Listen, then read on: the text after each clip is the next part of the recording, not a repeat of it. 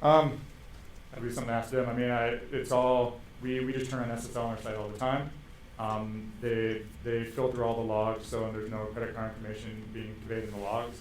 So if you look at PCI compliance, it's pretty much, you can't store any credit card information, so that's usually just scrubbing your logs and not storing anything in the database and making sure it's over SSL, and it does all that.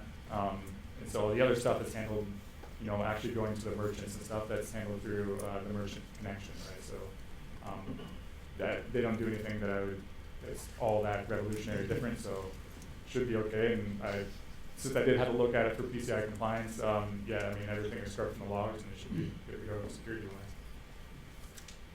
For Spree, how much experience do you need to know to actually know Ruby? Like, can you go in as a novice, or should you go in like with a few years behind the belt?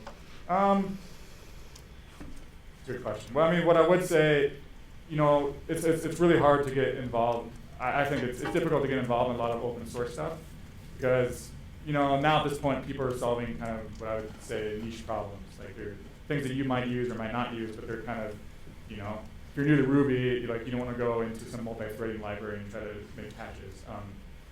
This is just literally a series of Rails apps. So if you've learned Rails, you can at least go in and understand things.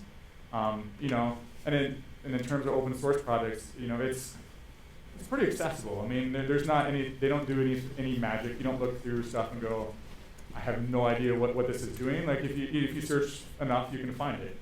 There's other projects, like, I don't know if anyone's looked at State Machine Jam, but like, just some of that stuff is just like, what is going on? Like, you have to stare at stuff forever, and it's pretty straightforward. So, if anything, I would say, if you want to look at an open source Rails project, it's